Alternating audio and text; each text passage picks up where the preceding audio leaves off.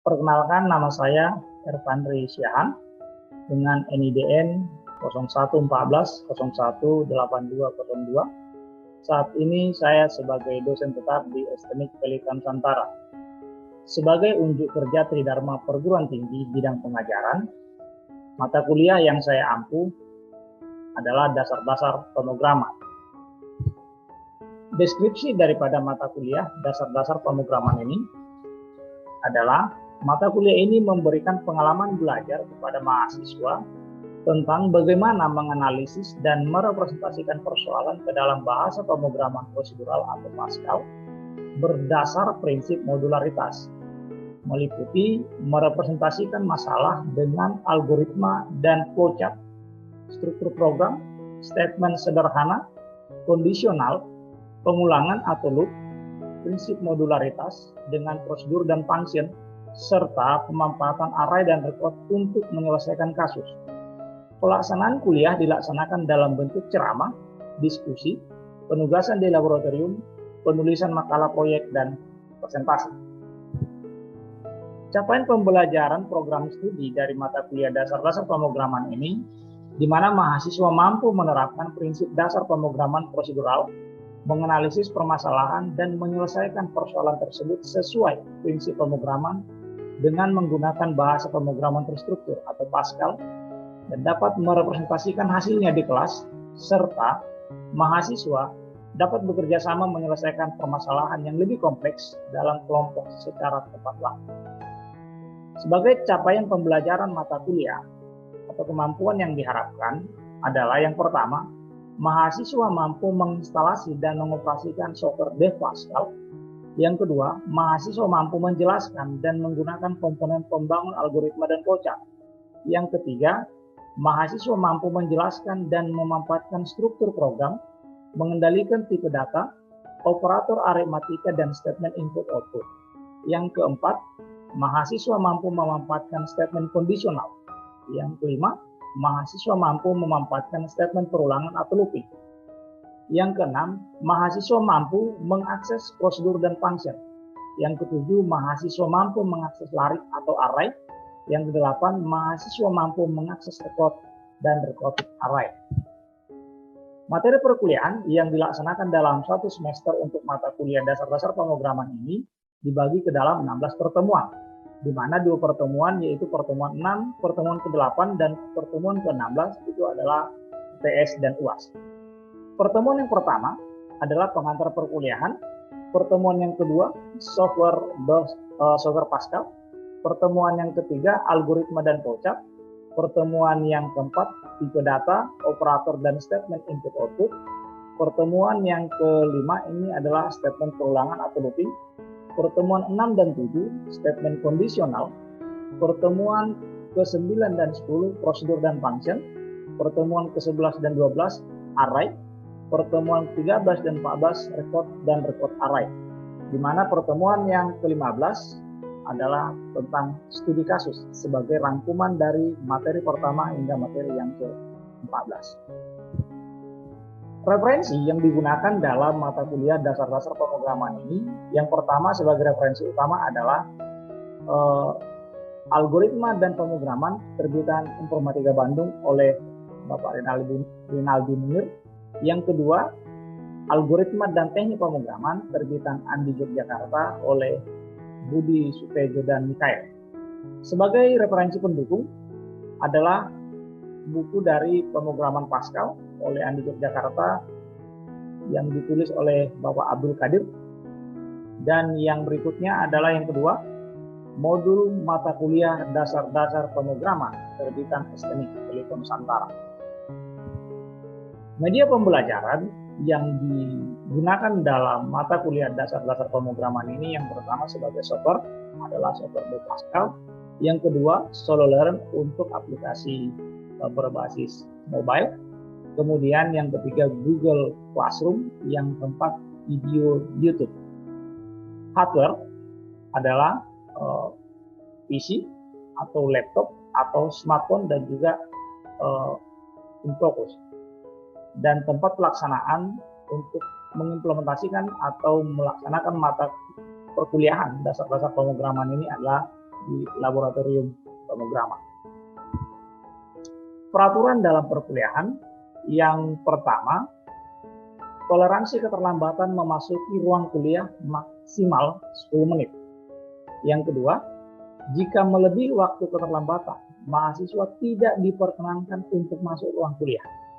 Yang ketiga, tidak diperkenankan mengenakan kaos oblong atau shirt, harus mengenakan kaos berkerah. Yang keempat, presensi kehadiran itu minimal 80% agar dapat mengikuti UAS. Yang kelima, alat komunikasi harus di silent atau dimatikan. Ini merupakan poin penting sebagai tata tertib dalam pelaksanaan perkuliahan dasar-dasar pemrograman. Sistem penilaian. Sebagai sistem penilaian atau sebagai nilai akhir yang akan diperoleh mahasiswa dalam mata kuliah dasar-dasar pemrograman ini dibagi ke dalam 4 faktor penilaian, yaitu presensi dengan bobot 10%, tugas atau kuis dengan bobot 20%, ujian mid semester atau UTS dengan bobot 30%, ujian akhir semester atau UAS dengan bobot 40%.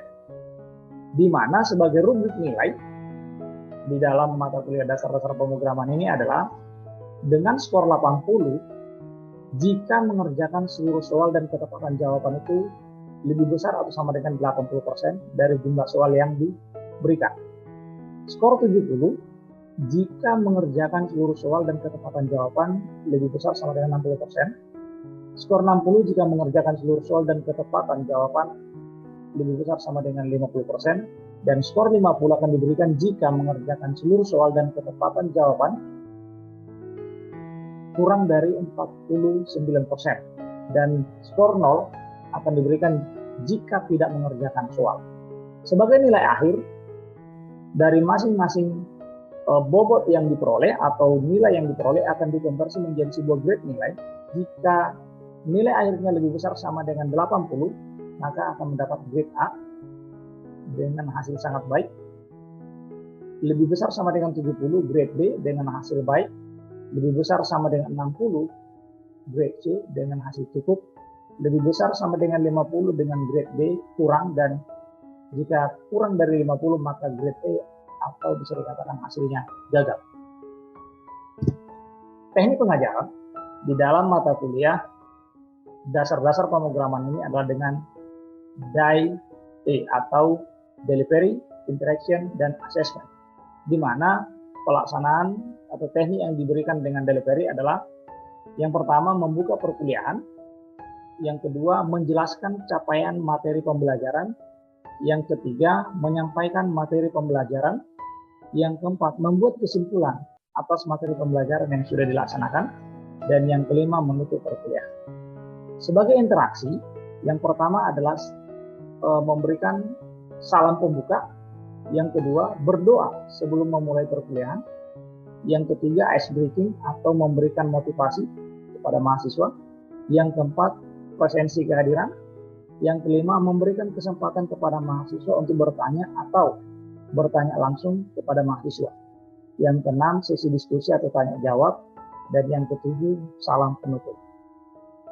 Sebagai teknik yang berikutnya, assessment adalah memberikan non-test. Non-test ini adalah sebuah pertanyaan-pertanyaan yang tidak tertulis yang langsung dilontarkan kepada mahasiswa, sehingga nanti akan menjadi poin penilaian terhadap mahasiswa yang aktif di dalam mengikuti atau memahami materi perkuliahan yang disampaikan. Yang kedua, bentuk tes atau kuis ini secara tertulis dan membutuhkan waktu yang sangat singkat. Yang ketiga, UTS dan UAS ini merupakan model assessment yang dilaksanakan yang sudah secara terstruktur, yaitu di pertemuan ke-8 dan pertemuan yang ke-16. Datang dan selamat malam buat kita semua, salam sehat. Kita akan melanjutkan perkuliahan kita di dalam materi kuliah dasar-dasar pemrograman pada sore hari ini. Semoga kita dalam keadaan sehat, berdoa menurut agama dan kepercayaan kita masing-masing. Doa selesai.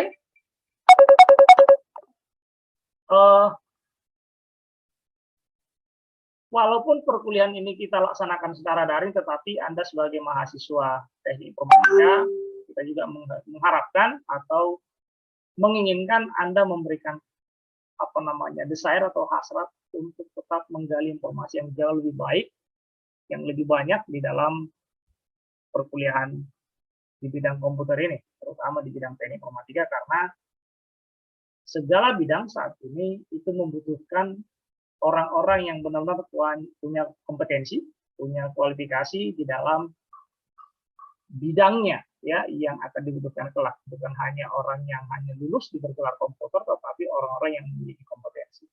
Ya, salah satu kompetensi di bidang komputer itu yang benar diinginkan oleh perusahaan atau industri seperti itu adalah orang yang memahami pemahaman di bidang komputer, yaitu di bidang dasar-dasar pemrograman. Nah, di sini saya akan menjelaskan sedikit mengenai pertemuan kita yang kelanjutan dari minggu-minggu yang lalu. Topik yang akan kita bahas pada pertemuan kali ini adalah mengenai pengulangan, ya. Ini adalah topik kita di dalam pertemuan yang ke-5 ini, yaitu pengulangan. Nah, sebelum kita bahas, pengulangan itu bedanya pengulangan dengan komputer dengan manusia itu seperti ini. Kalau umpamanya si Ivan Lius misalnya seperti ini, Anda disuruh mengerjakan sesuatu hal yang berulang-ulang, hari ini itu aja, hari ini A, B mengerjakan A lagi, hari berikutnya mengerjakan A lagi, A, dan seterusnya mengerjakan hal yang serupa. Apa kira-kira yang muncul dalam benak Ivan Lius? Saya rasa itu membosankan juga, Pak. Ya, betul. Hanya kata bosan. Ya, itulah bedanya perbedaan antara tindakan manusia dengan komputer. Jika manusia diberikan pekerjaan yang melulu itu saja, maka akan muncul sebuah stigma atau tanggapan atau pendapat bosan. Tetapi kalau komputer tidak, itulah bedanya, makanya diciptakan sebuah statement atau sebuah algoritma di dalam komputer itu, dalam pemrograman itu namanya pengulangan, yaitu mengerjakan sesuatu hal yang akan berulang. Nah, di sini akan kita lihat atau capaian pembelajaran yang kita inginkan dalam konsep pengulangan ini. Mahasiswa diharapkan mampu mengimplementasikan perulangan pada pemrograman, sehingga Anda nanti mampu mengimplementasikan pengulangan dalam pemrograman. Ya, itu capaian pembelajaran. Nah, yang berikutnya kita lihat di sini, kelebihan komputer dibandingkan manusia adalah kemampuan untuk melaksanakan suatu instruksi berulang, ya, berulang kali tanpa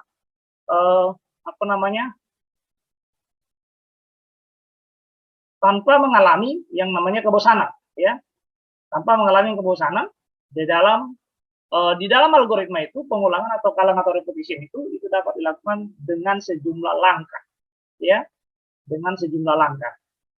Kalau kita lihat strukturnya seperti ini. Satu, kondisi pengulangan yaitu ekspresi boolean yang harus dipenuhi untuk melaksanakan pengulangan. Pengulangan itu artinya ada sebuah syarat. Perulangan akan dilaksanakan ketika syarat itu terpenuhi. Nah, kemudian yang kedua, badan atau bodi pengulangan yaitu satu atau lebih aksi yang akan diulang ketika syarat nomor 1 ini dipenuhi. Nah, di dalam pengulangan dalam bidang komputer atau dalam bidang pemrograman itu ada 3 jenis. Ada 3 jenis pengulangan di dalam pemrograman. Yang hal ini kita pelajari dalam dasar-dasar pemrograman. Yang pertama adalah struktur while do. Ya, yang pertama. Yang kedua adalah struktur repeat until. Yang ketiga adalah struktur for to do. Nah, ini adalah subtopik atau submateri yang kita bahas dalam pertemuan pengulangan ini atau dalam looping ini. Yang pertama adalah struktur while do. Nah, struktur while do ini, untuk memahami konsep struktur while do ini adalah ini while kondisi di mana syaratnya itu di awal. Dia akan diberikan syarat dulu, baru dia boleh melaksanakan aksinya. Ini while do. Selama kondisi ini merupakan syarat. Selama syarat ini bernilai benar, maka lakukan aksinya sampai selesai. Nah, ini contohnya kita lihat. Aksi akan dilaksanakan berulang kali sepanjang kondisi boolean, ya, selama kondisi boolean itu masih bernilai true atau benar. Nah, kondisi boolean itu hanya 2 jawaban. Jadi boolean itu merupakan tipe data yang berisi benar atau salah. Jadi kalau kondisi boolean artinya jika kondisi itu bernilai benar, maka aksi akan dilaksanakan. Kita lihat contoh algoritmanya seperti ini. Algoritma untuk mencetak banyak kata halo misalnya. Kita akan deklarasikan variabel-variabel yang terlibat di dalam pengimplementasian programnya. Misalnya variabelnya adalah k dengan tipe data integer. Kemudian kita deskripsikan prosesnya. Di mana k itu kita kasih nilai 1. Ya, kita kasih nilai 1 di awal. Kemudian syarat tadi atau variabel k ini akan diuji sebanyak 10. While k lebih kecil sama dengan 10, yang artinya selama nilai k ini lebih kecil dari 10, maka cetaklah halo, write halo. Maka lakukan pencacah atau tambahkan nilai k dengan nilai k yang baru, yaitu k plus 1. Demikian seterusnya akan diulang. Nah, ketika cetak kata halo yang pertama, maka k ini akan bertambah, yaitu k menjadi yang kedua. Maka k yang kedua ini akan kembali dicek kembali untuk syarat apakah nilai 2 ini lebih kecil atau sama dengan 10. Jika iya, maka dia akan mencetak halo berikutnya. Demikian seterusnya, hingga nilai k ini akan menjadi nilai 11. Ya, terakhir nilai k ini adalah 10. Ketika 10 ditambah 1, maka nilai k ini akan 11. Ketika dicek, 11 apakah lebih kecil daripada 10, ternyata jawabannya salah, maka dia akan proses pencetakan kata halo akan berhasil atau NY. Inilah salah satu contoh pengulangan dengan syarat di atas, ya. Sehingga kalau umpamanya program ini kita implementasikan dalam bahasa Pascal, maka demikian struktur programnya, ya. Ketika kita bisa memahami algoritmanya, maka akan lebih mudah kita akan menerjemahkannya ke dalam bahasa pemrograman Pascal. Ketika ini program ini kita ketikkan, maka hasilnya akan muncul seperti ini. Nah, yang kedua adalah repeat until. Nah, repeat until ini adalah kebalikan daripada while do. Kalau tadi while do syaratnya itu di depan. Kalau repeat until syaratnya itu di akhir. Nah, jadi perbedaannya adalah repeat until dia tidak melihat syarat dulu, tapi dia akan berproses dulu sekali. Dia akan melakukan prosesnya sekali, baru dia membaca syaratnya. Nah, kita lihat di sini. Aksi di dalam kalang itu diulang sampai kondisi berhenti, ya, di mana syaratnya itu bernilai true. Nah, struktur repeat until itu memiliki makna sama dengan while do. Namun, perlu Anda perhatikan di sini, namun ada perbedaan mendasar di antara keduanya. Pada struktur repeat until, aksi atau sekumpulan aksi itu dilaksanakan minimal 1 kali karena kondisi pengulangan diperiksa di akhir. Yang saya katakan tadi, dia pasti melakukan minimal 1 kali aksi, baru dia akan memeriksa syaratnya di akhir struktur. Sedangkan perbedaan yang kedua dengan perbedaan dengan struktur while do, kondisi pengulangan itu diperiksa pada awal struktur, sehingga memungkinkan pengulangan tidak akan pernah dilaksanakan bila kondisi pengulangan itu bernilai salah. Nah, sekarang saya kasih ilustrasi seperti ini. Misal nih, si Widya Putri sama si Melia, ya, nggak ada apa-apa, nggak ada hujan, nggak ada badai, tiba-tiba si Widya memukul si Melia. Itu bukan pukulan yang ibaratnya bercanda, tetapi pukulan benar-benar serius, ya kan? Si Melia kesakitan, dipukul kuat oleh si Widya Putri. Kemudian setelah dipukul, dia bertanya, apakah saya memukul salah? Anda udah kesakitan ini, tidak ada kondisi apapun, tidak ada kesalahan apapun, tiba-tiba Anda dipukul seperti itu. Paham ya? Ternyata itu adalah tindakan yang salah. Kalau kita melihat itu dari kondisi repeat until, maka itu benar. Dia melakukan tindakannya dulu, baru dia memeriksa di awal. Lah, kamu kenapa mukul saya? Nggak ada salah saya, nggak ada apa segala macam, tiba-tiba mukul. Berarti kan salah. Kalau tadi repeat until, kalau tadi while do, dia akan bertanya di awal.